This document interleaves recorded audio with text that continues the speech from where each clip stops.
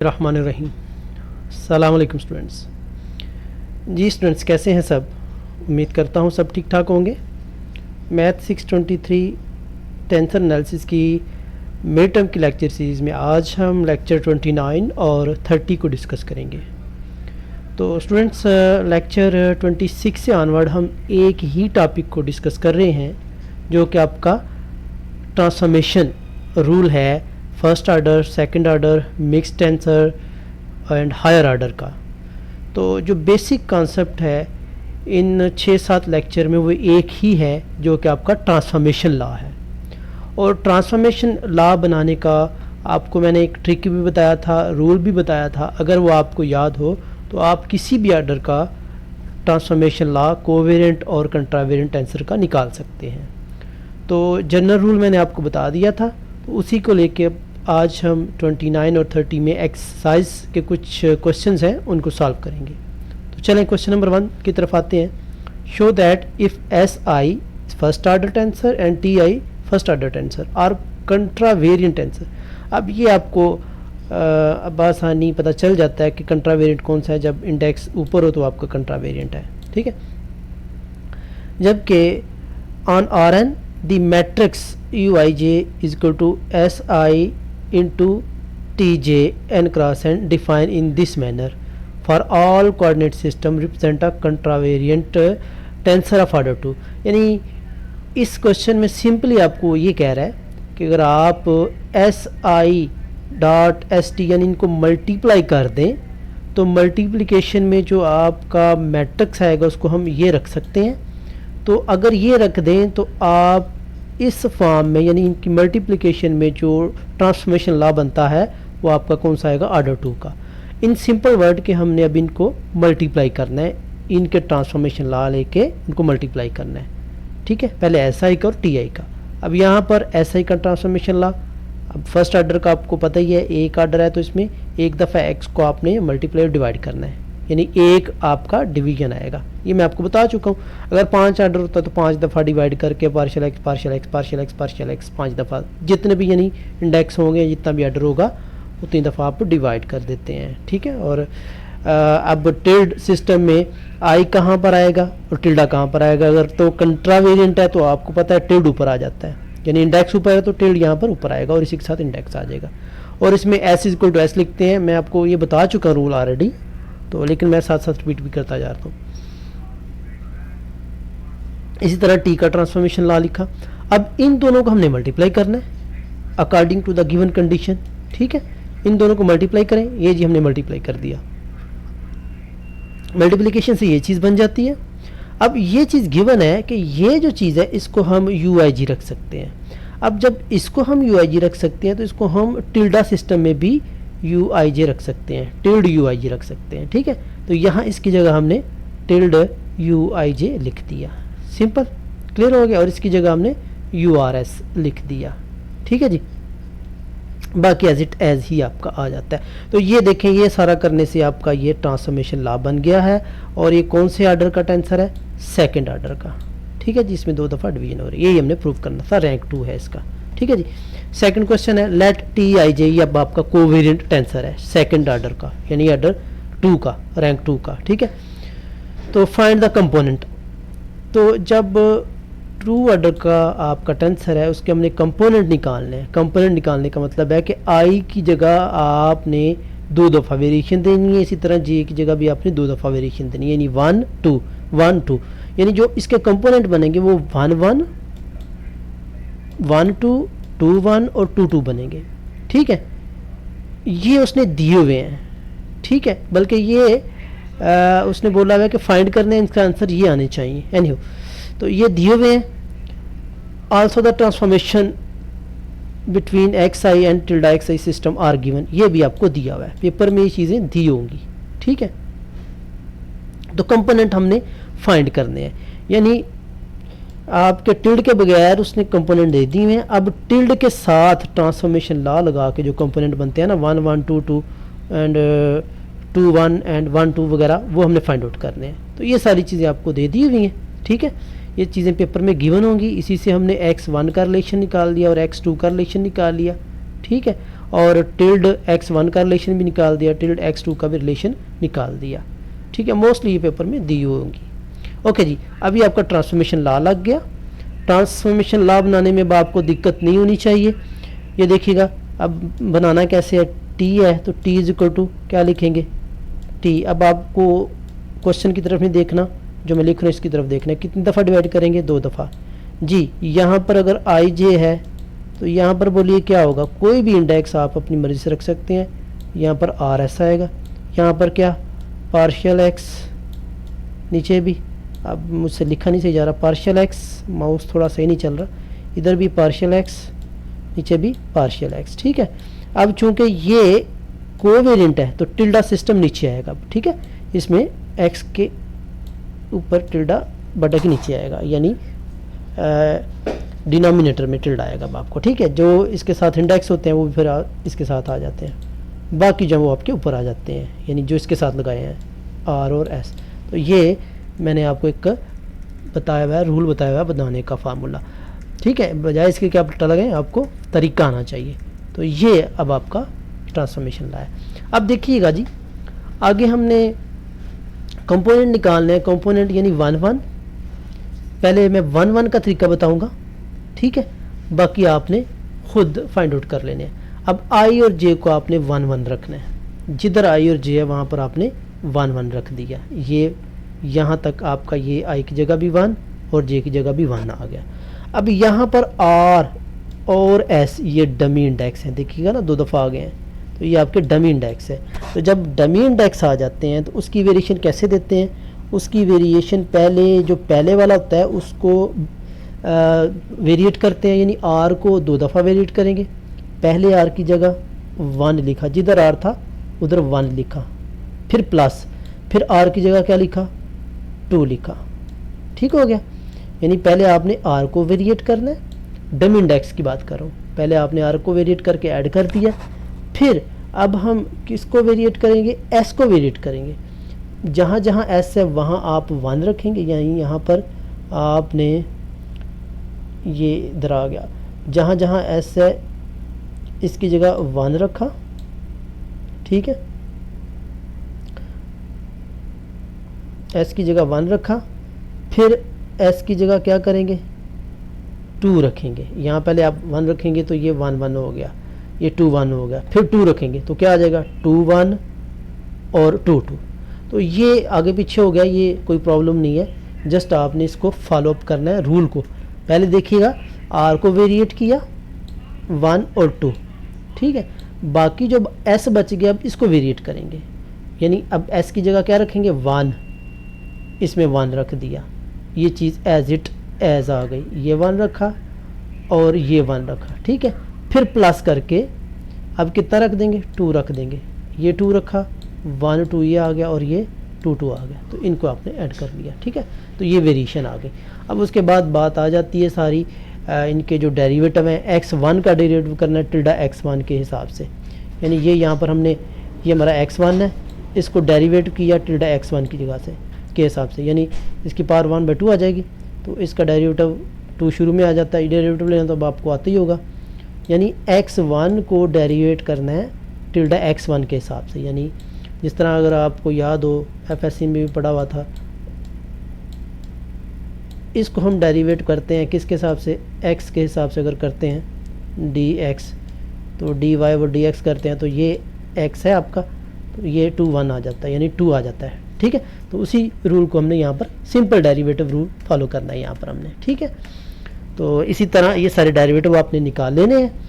ये डेरिवेटिव यहाँ पर निकालने के बाद इनकी हमने, जैसे ये पहले वाले की कीमत पुट की, फिर जितने भी आगे डेरिवेटिव हैं उनकी कीमतें पुट की, कीमतें पुट करने के बाद आपका ये T11 का कंपोनेंट आ जाता है।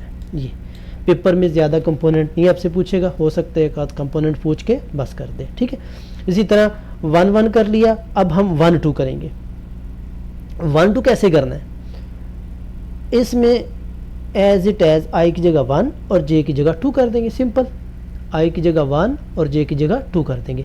उसी तरह फिर बाकी आर की जगह 1 रखेंगे, फिर आर की जगह 2 रखेंगे, फिर इस तरह एस को वेरिएट करेंगे 1 और 2 में, तो ये आपकी 4 टर्म बनती हैं। ठीक है, तो ये मैंने आपको फार्मूला भी बताया था कि टर्म निकालने का फार्मूला क्या होता है, इससे पहले आपने अर्लियर लेक्चर में पढ़ा है, पहले 3-4 लेक्चर में, ठीक है, वो मैं अब रिपीट नहीं करूँगा, आपको पता होगा, नहीं तो आप वो लेक्चर देख सकते हैं जी। नेक्स्ट है आपका टेंसर ऑफ आर्बिट्रेरी आर्डर।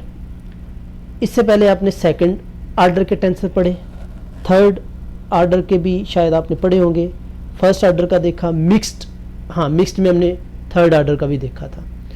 तो अब ये अगर आर्बिट्रेरी हो, यानी आपको नहीं पता कि कंट्रावेरिएंट में इंडेक्स कितने हैं, कोवेरिएंट में इंडेक्स कितने हैं, तो उसका एक जनरल लॉ है, ट्रांसफॉर्मेशन लॉ, वो ये है I1 I2 J1 J2, ये नीचे वाले इंडेक्स हैं, ये ऊपर वाले इंडेक्स हैं, ठीक है। इसको हम P का नाम दे देते हैं और नीचे वाले को Q का नाम दे देते हैं, यानी ये P के भी इंडेक्स 2-3 हो सकते हैं, Q के भी इंडेक्स जितने भी हो वो आप कर सकते हैं। अच्छा, इससे पहले मैंने मिक्स में देखा था, सपोज अगर आपने इसको वेरिएट करना है, यानी इसका ट्रांसफॉर्मेशन ला लेना है, तो T ये तो एज इट एज ही आ जाता है, ठीक है, जस्ट आपका ये टिल्डा के बगैर आ जाता है, लेकिन ये इंडेक्स डिफरेंट होंगे, ये भी याद रखिएगा, ठीक है। अच्छा, अब यहाँ पर अगर तो कंट्रावेरिएंट में 2 हैं तो 2 के साथ आप टिल्ड लगा देते हैं, अगर कोवेरिएंट के साथ 2 हैं तो इसी तरह कोवेरिएंट के साथ भी आप टिल्डा लगा देते हैं। ये जनरल सा रूल है, ये अब आपको समझाने की ज़रूरत नहीं है, अब आपको पता होना चाहिए, ठीक है। चलो जी, नेक्स्ट देखिएगा, display the transformation law for a third order tensor, that is आपने थर्ड ऑर्डर लॉ का ट्रांसफॉर्मेशन लॉ दिखना है जस्ट, ठीक है जी, जिसमें उसने बोला हुआ है कि कंट्रावेरिएंट में 2 इंडेक्स हैं, कोवेरिएंट में 1 है, तो ये आपका TI है, कंट्रावेरिएंट में 2 इंडेक्स हो गए और कोवेरिएंट में 1, ये आपका ट्रांसफॉर्मेशन लॉ है, 3 है, तो 3 दफ़ा आप डिवाइड करेंगे, partial x partial x partial x partial x partial x partial x, IJ ऊपर है तो इसमें ऊपर टिल्ड आएगा IJ वाले में, ठीक है, K नीचे है तो यहाँ पर K के नीचे टिल्ड आएगा, बाकी आपने इसके साथ जो इंडेक्स असाइन करने हैं वो इसमें आ जाएंगे, ठीक है। इसके बाद वाला जी क्वेश्चन है जी, TIJKLM is a mixed tensor order 5। अभी देखिएगा 5 इंडेक्स हैं तो 5 ऑर्डर होगा। प्रूव दैट TIJKIJ, यानी यहाँ पर उसने LM की जगह क्या कर दिया, पुट कर दिया है, तो जब LM की जगह IJ पुट कर दिया तो उसका ऑर्डर कितना होगा, 1 होगा, ये हमने प्रूव करना है, ठीक है। तो पहले हम इसका सिंपल ट्रांसफॉर्मेशन लॉ लिखेंगे, यहाँ पर ट्रांसफॉर्मेशन लॉ लिखा और सिंपली आपने LM की जगह आपने क्या पुट कर देना, I और J पुट कर देना, यहाँ पर LM की जगह आपने सिंपली IJ पुट कर दिया, ठीक है। तो पुट करने के बाद इसमें से कुछ टर्म्स जो हैं वो आपकी कट जाएंगी।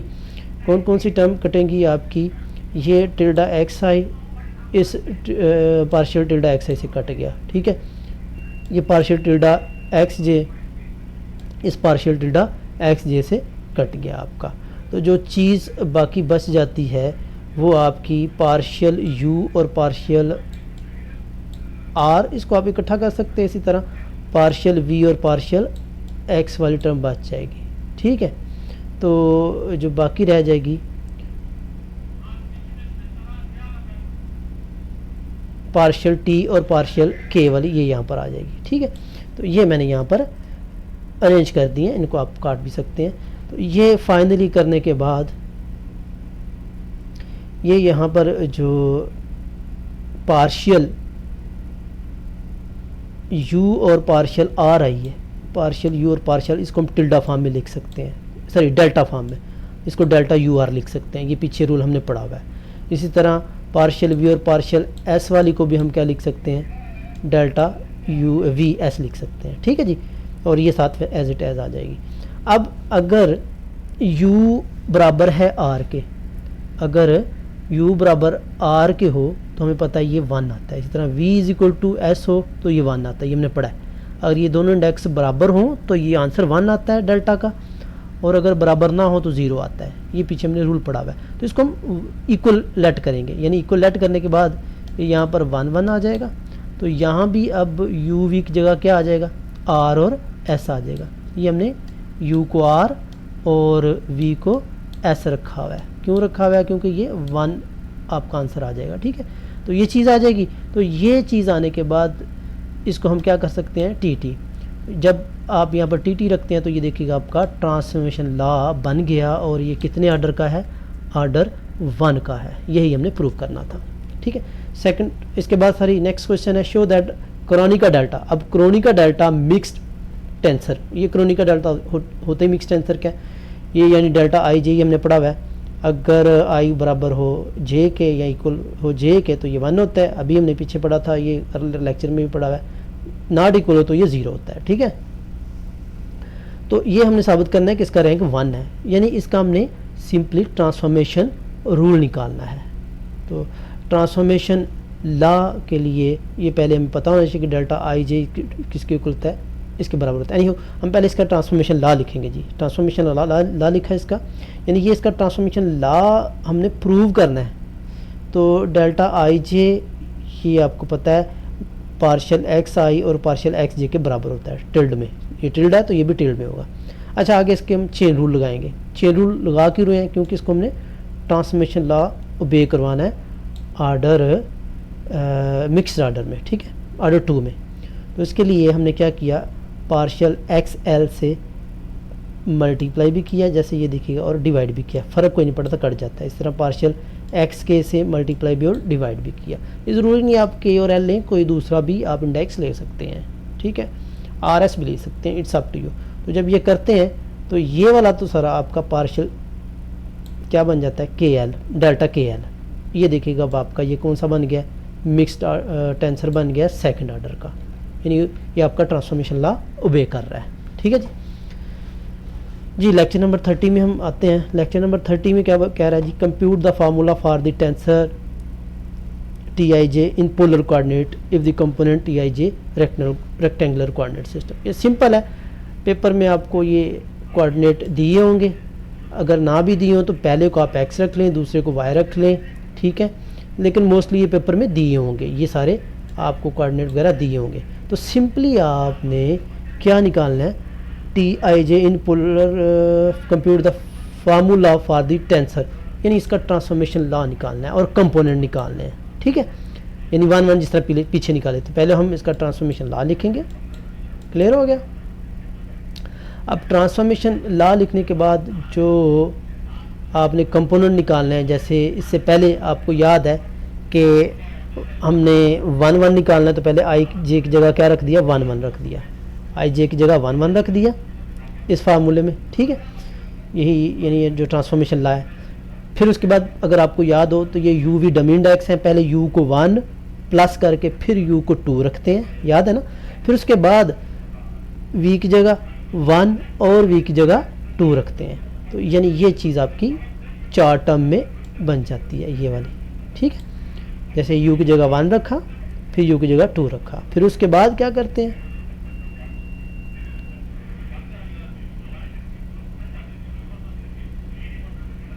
फिर v की जगह 1 और v की जगह 2, यानी ये 4 टर्म्स इन शॉर्ट ये बनेंगी। तो ये डेरिवेटिव आप x1 का टिल्डा x1 का डेरिवेटिव x1 के लिहाज से लेना है। यहाँ पर आपको x1 की वैल्यू दी हुई है, ये टिल्डा x1 की, इसका किसके लिहाज से लेना है, x1 के लिहाज से लेना है। ठीक है, यानी x1 का टिल्डा x1 का x1 के लिहाज से लेना है। तो यहाँ पर आपका ये टिल्डा x1 है। ठीक है जी, तो आप r की यहाँ पर वैल्यू पुट करेंगे x1 की जगह, तो r की वैल्यू पुट करने से यहाँ पर आपका x1 का x के लिहाज से जो डेरिवेटिव है, किधर गया, ये आपका डेरिवेटिव आ जाएगा। ठीक है जी, क्लियर हो गया। वैसे भी ये वैल्यू यहाँ पर पार्शियल आर और पार्शियल एक्स यहाँ से भी आप निकाल सकते हैं, ये वैल्यू दी होंगी। ठीक है, तो ये आपको इधर से भी आप ले सकते हैं, आर की जगह यहाँ पर ये वैल्यू पुट कर लें, इससे भी निकल आती है। नहीं तो आप सिंपली वो इक्वल दिया हुआ है पार्शियल आर और पार्शियल एक्स, ये दोनों बराबर आती हैं, ये वैल्यू निकल आई, तो ये वैल्यू आपने जस्ट सिंपली पुट कर देनी है। इसी तरह बाकी भी आपके कंपोनेंट निकल आएंगे। तो नेक्स्ट क्वेश्चन भी इसी तरह का ही है, टी आई जे, लेकिन ये सिलेंड्रिकल कोऑर्डिनेट है, इसके भी आपको ये कंपोनेंट पेपर में दिए होंगे। इसमें आपके 3 आ जाते हैं, x1 x2 और x3 आ जाते हैं। ठीक है जी, तो इसमें अब आपके जो कंपोनेंट निकलेंगे वो 3 निकलेंगे, यानी t11 t12 और t13, इसी तरह बल्कि 9 निकलेंगे इसी तरह आपका निकलेगा T21, T22, T22 sorry T23 and T31, T32 and T33 निकलेगा। तो ये 9 कंपोनेंट निकलेंगे, लेकिन यहाँ पर जस्ट एक कंपोनेंट निकाला हुआ है, बाकी आप निकाल सकते हैं इजीली। ठीक है जी, थैंक यू। अगर कोई क्वेश्चन है आपके माइंड में, कोई डाउट है तो आप कमेंट में पूछ सकते हैं। Thank you.